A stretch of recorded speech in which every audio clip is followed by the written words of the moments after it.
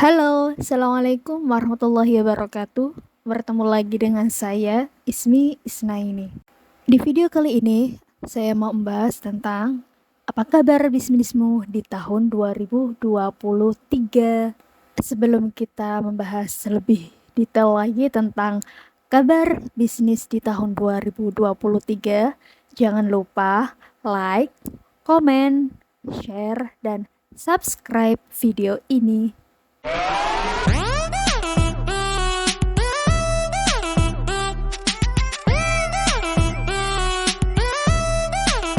Halo teman-teman, bagaimana kabar bisnis kalian di tahun 2023 kemarin?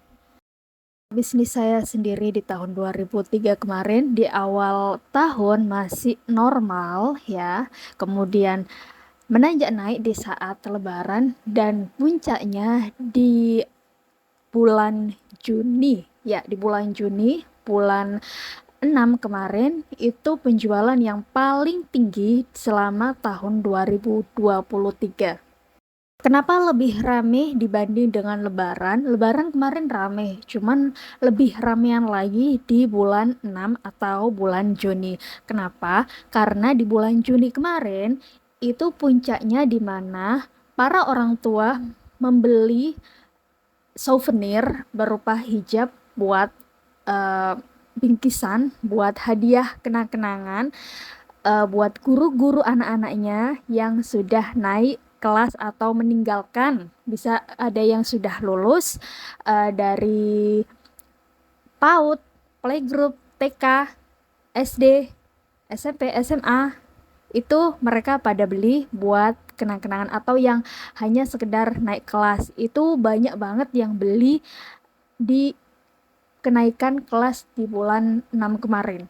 Itu sebabnya kenapa penjualan saya lebih naik drastis banget di bulan 6 daripada di event lebarannya gitu. Untuk satu produk saja ya, karena di event lebaran saya jual beberapa produk dan itu semuanya jalan.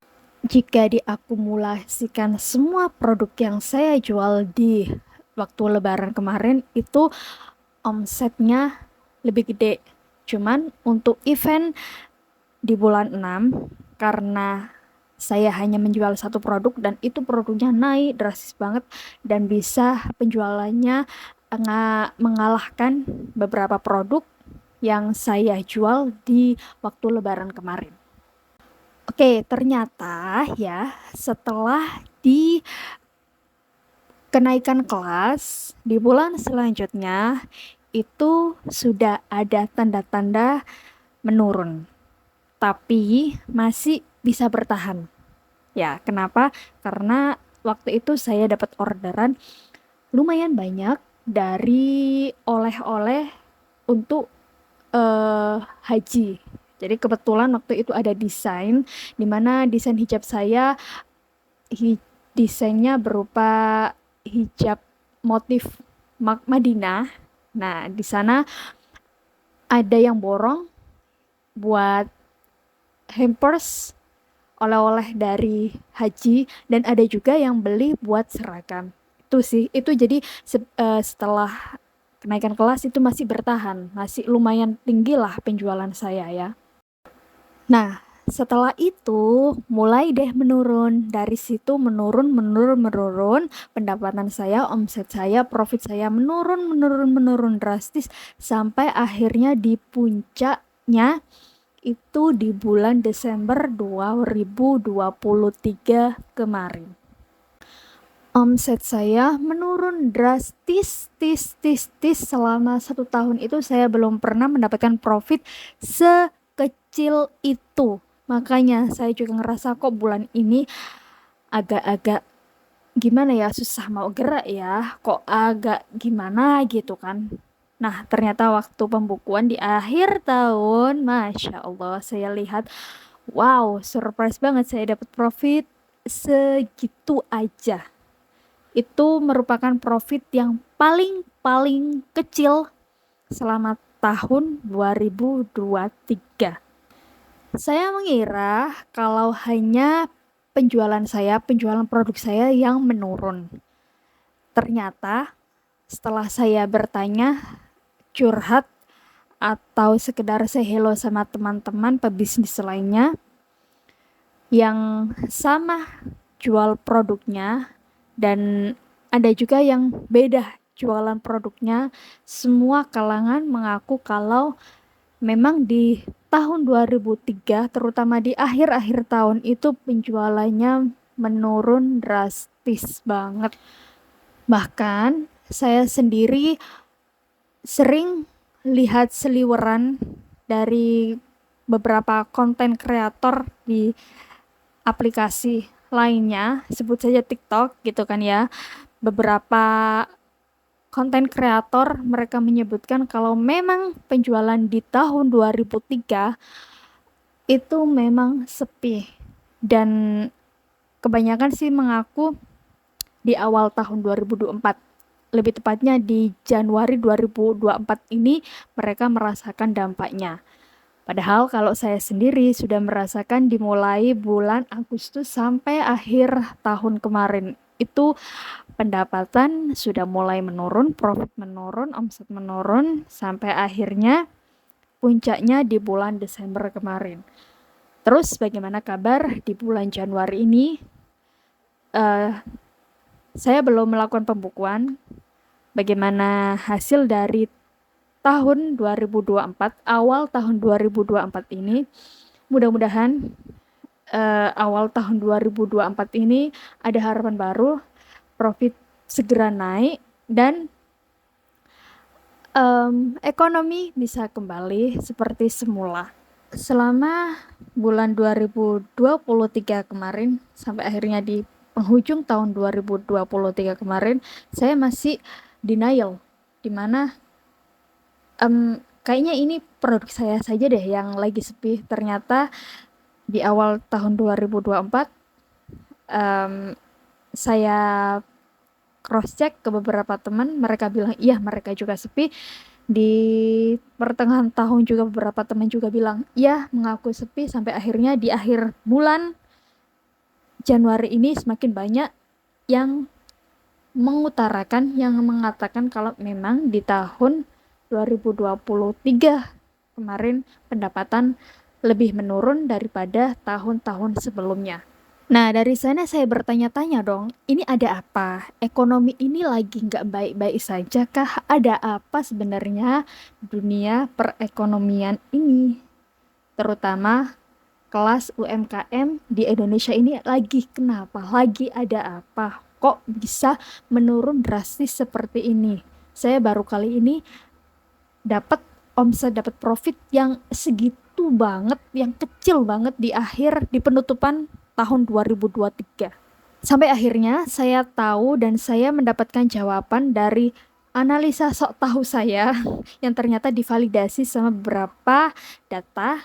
Nah, ternyata yang membuat kenapa perekonomian, perputaran uang ini tidak muter di kelas UMKM, ternyata jawabannya karena ada beberapa sebab.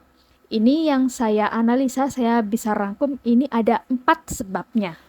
Apa saja itu? Yang pertama, ternyata banyak orang-orang sekitar yang terjerat pinjol alias pinjaman online. Yes, kita tahu kan sekarang banyak banget yang suka belanja di marketplace kan ya. Dan di marketplace tersebut menawarkan pembayaran di bulan berikutnya. Jadi kita bisa membeli barang bulan ini dan kita bisa nyicil mulai bulan depan. Dicicil sampai beberapa bulan, gitu kan. Nah, itu. Ada juga yang tidak untuk membeli barang di marketplace tersebut tapi butuh uangnya aja, alias pinjaman online ditawarkan beberapa aplikasi. Bukan hanya di satu marketplace tersebut, ada di beberapa aplikasi. Itu hasil analisa sok tahu saya yang pertama. Itu kenapa banyak teman-teman pedagang pebisnis yang mengaku penjualan di tahun 2023 kemarin kenapa sepi gitu kan ya. Di awal tahun 2024 juga kemarin.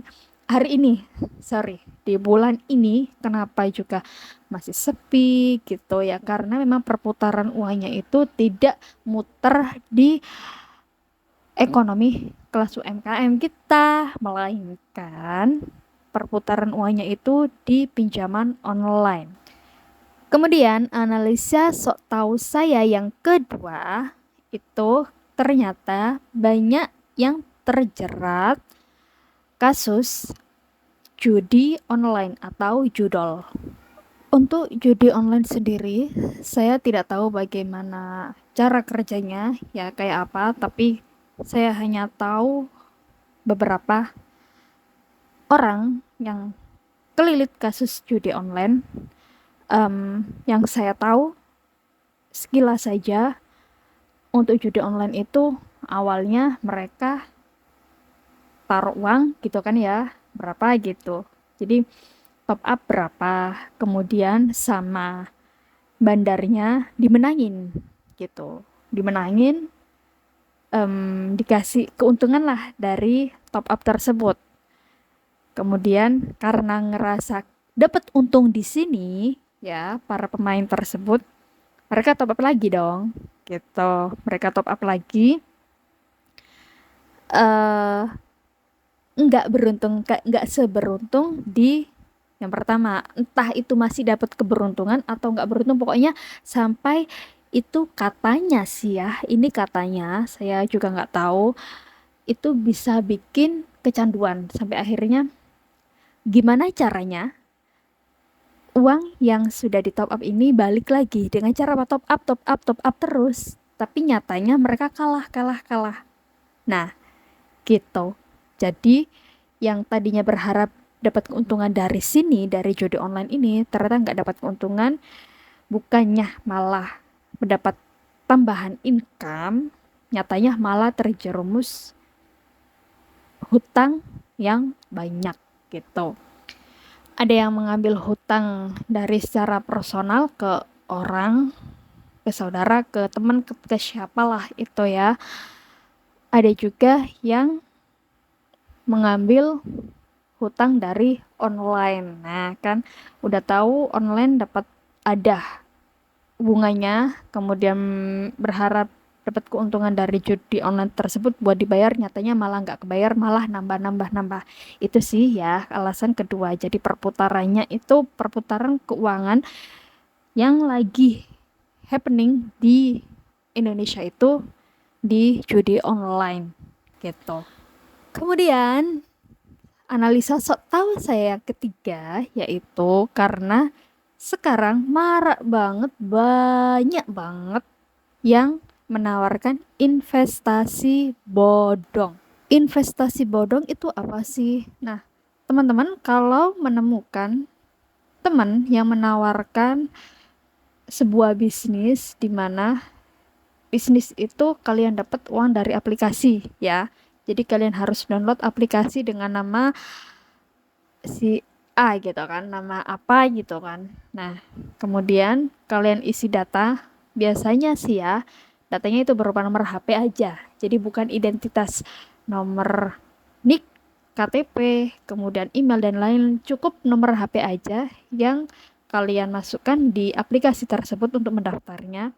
Setelah itu mereka menawarkan beberapa pilihan yang mana kalian harus top up di sana, di aplikasi tersebut.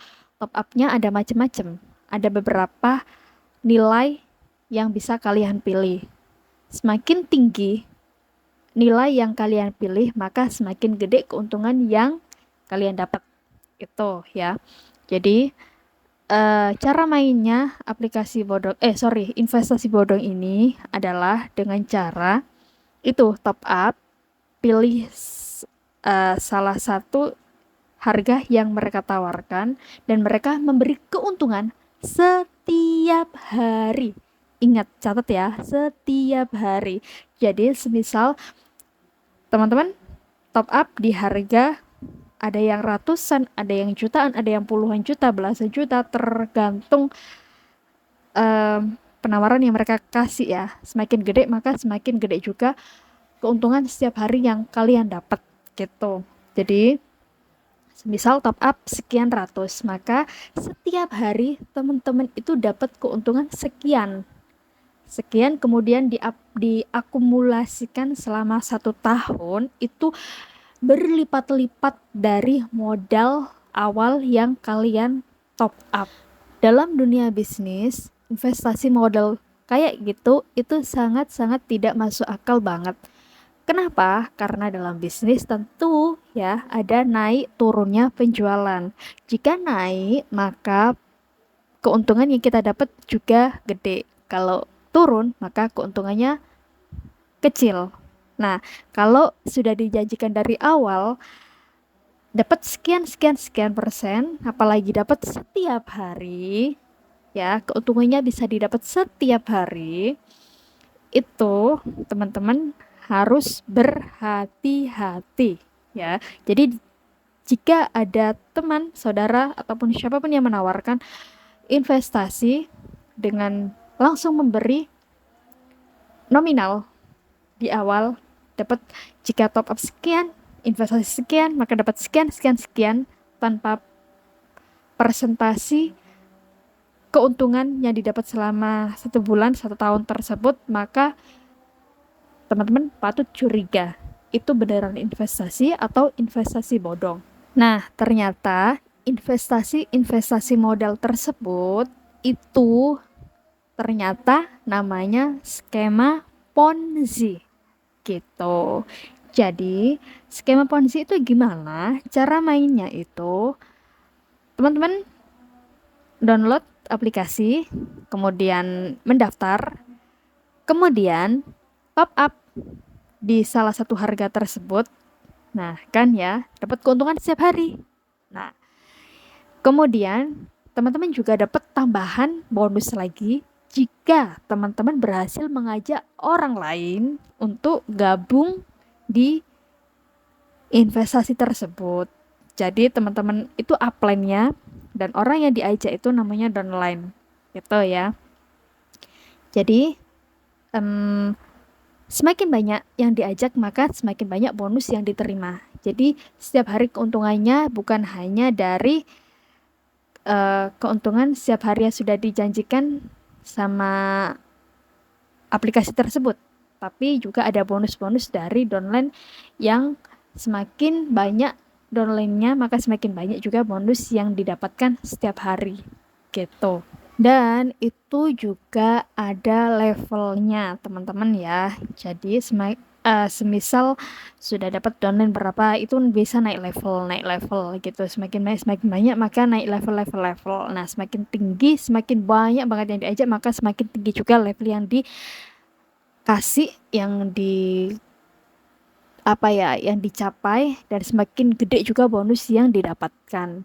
Nah, setahu saya dari konten-konten Roy Sakti, ketika sudah semakin banyak yang diajak, semakin banyak yang bergabung, leader-leader ini yang dapat level tinggi-tinggi ini yang nantinya bakalan dikejar sama member-member bawahnya. Jadi leader-leader yang sudah di level atas itu yang dimakankan, yang dijadikan tumbal sama pemilik pembuat aplikasi investasi bodong tersebut. Biar apa? Kan selama ini ya, selama ikut investasi tersebut tidak akan pernah ketemu yang namanya ownernya, nggak bakalan pernah ketemu, hanya via WA, via chat, dan itu pun nggak benar-benar tahu mereka itu siapa, kayak gimana modelnya, nggak akan pernah tahu. Nah gitu ya. Jadi setelah semakin banyak yang ikut, semakin banyak uang yang masuk ke mereka ya, ke owner dari investasi bodong tersebut, lama kelamaan ya uangnya nggak bisa ditarik gitu. Jadi ketika ada yang mendaftar buat jadi member, itu prosesnya cepet banget, dalam hitungan detik sudah bisa jadi member. Tapi ketika menarik duit saldo yang ada di akun tersebut, itu prosesnya lama banget. Nah, itu patut dicurigai. Kenapa? Ada apa? Nah, biasanya tanda-tanda ketika mau scam, mau uangnya udah nggak bisa ditarik, itu biasanya nih ya, biasanya di akhir-akhir itu bakal banyak promo-promo. Nah, karena ngerasa sudah mendapat keuntungan ya dari satu investasi, dari satu harga yang sudah dibeli, top up satu ya, ngerasa dapat keuntungan, akhirnya top up lagi kan, top up lagi sampai beberapa nominal. Nah, biar apa? Biar makin gede keuntungannya kan gitu ya. Manusia memang kayak gitu. Jadi semakin rakus sampai akhirnya ketika di akhir-akhir mau scam ya, udah nggak bisa ditarik duitnya, itu biasanya makin banyak penawaran ya, semakin murah. Harganya semakin murah, keuntungan yang dijanjikan juga semakin gede. Di situ orang-orang makin berbondong-bondong untuk top up, untuk daftar, untuk apa ya, menjadi member. Nah, setelah itu udah hilang aplikasinya, nggak bisa ditarik, nggak bisa, uangnya nggak bisa ditarik, dan nggak bisa mau nuntut ke siapa nggak tahu, karena konon kata Roy Sakti itu adalah buatan dari scammer Cina. Nah, untuk para member yang mendaftar itu ada yang memang pemain ponzi ya, ada yang memang mereka pemain dari aplikasi ponzi satu ke aplikasi ponzi yang lainnya gitu. Jadi mereka sudah lihai lah ya, sudah apa ya, hafal banget gimana cara mainnya. Nah, buat yang baru banget gabung itu ya shock lah, nggak percaya gitu kan ya. Nah, itu beruntung sih kalau memang itu uang tabungan sendiri. Banyak yang ternyata mengambil uang tersebut dari pinjaman online. Berharap apa? Karena ekonomi susah, banyak hutang, akhirnya ambil online, buat didaftarkan ke sana, berharap keuntungan yang dijanjikan setiap hari itu bisa buat sehari-hari, syukur-syukur bisa buat menutup hutang-hutang tersebut. Gitu. Itu kenapa analisa sok tahu saya di poin ketiga itu maraknya investasi bodong, dan itu banyak banget saat ini. Jadi teman-teman ketika ditawarkan investasi A, B, C, itu ketika mereka menawarkan keuntungan setiap hari, jangan ya, mending jangan. Berapapun uang yang dimasukkan ke sana, meskipun itu kecil, mending jangan. Udah jangan ya, jangan main-main kayak gitu. Soalnya kalau sudah main ke sana itu orang itu semakin, kalau uangnya gila itu malah cari aplikasi yang baru lagi, aplikasi ponzi baru lagi. Biasanya ya mereka habis menutup aplikasi ini, maka bakalan ada lagi aplikasi lain gitu. Jadi aplikasi model kayak gini itu banyak banget, ratusan. Nah, pemerintah ini entah kita mau mengadu ke siapa, ke pemerintah, ke polisi, atau kemana ya, bisa dikatakan kewalahan mengatasi model-model kayak gini. Jadi untuk analisa sok tahu saya, pertama, pinjaman online itu ada yang legal, ada yang ilegal ya. Kemudian yang kedua, judi online. Kemudian yang ketiga ini investasi bodong. Jadi memang pemerintah saat ini lagi gencar-gencarnya membasmi pinjaman online ilegal, kemudian judi online ini benar-benar marak banget dan banyak banget korbannya. Kemudian investasi bodong, ya lebih tepatnya sih skema ponzi lah ya, gitu. Nah, untuk analisa sok tahu saya yang terakhir atau yang keempat, ini bisa jadi kenapa ekonomi menurun, daya beli masyarakat ini enggak seperti tahun kemarin, tahun 2022, bisa jadi karena ini mau menjelang pemilu. Jadi banyak masyarakat yang lebih memilih untuk keep uangnya, untuk saving uangnya, mungkin akan dikeluarkan setelah pemilu nanti. Yang saya sendiri tidak tahu apa hubungannya antara ekonomi dengan pemilu. Mungkin menjelang pemilu ini banyak isu-isu politik dan harga-harga mulai naik, mungkin kali ya, mungkin setelah nanti selesai pemilu harga kembali normal dan perputaran uang mungkin bisa lebih lancar lagi. Jadi kita berharap semoga di tahun 2024 ini setelah pemilu, terutama ya sebentar lagi kan pemilu tinggal menghitung hari. Setelah pemilu ini perputaran uang, perputaran ekonomi masyarakat terutama di kelas UMKM ini bisa kembali normal seperti semula. Dan buat teman-teman yang saat ini lagi fight meningkatkan finansial, kita sama-sama fight. Semoga di tahun 2024 ini dengan presiden baru dan para tokoh-tokoh pemerintah yang baru, semoga ekonomi ini bisa kembali normal, kembali lebih naik lagi daripada tahun-tahun sebelumnya. Baik, sekian video kali ini. Semoga teman-teman dapat manfaat dari video ini. Jangan lupa like, komen, share, dan subscribe. Kita akan kembali di video-video selanjutnya. Wassalamualaikum warahmatullahi wabarakatuh.